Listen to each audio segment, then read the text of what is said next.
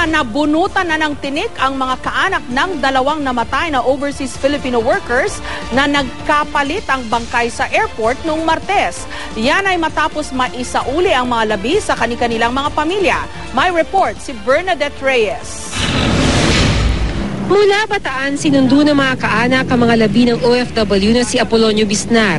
Diretso sila sa Saudia Cargo para doon antayin ang misis ni Apolonio na mula Iloilo bumiyahe kasama ang mga labi ng OFW na si Jerry Almario.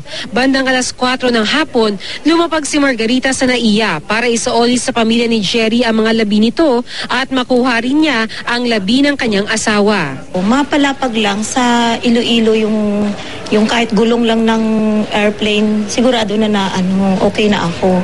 Yun lang, nagkabulolyaso kasi iba yung laman. Pero ngayon, kasi nandito na tayo at inayos, okay na rin po sa akin. Magkahalong lungkot at saya rin ang naramdaman ng biyudang si Cheryl Almario ng Mariveles, Bataan. Malungkot dahil bangkay ng asawa ang dahilan kung bakit muli siyang nasa airport cargo.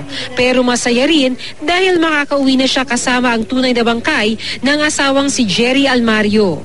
Apology naman po sila. Actually, hindi naman po sa kanila may nagkaroon ng problema doon nga po talaga sa Saudi.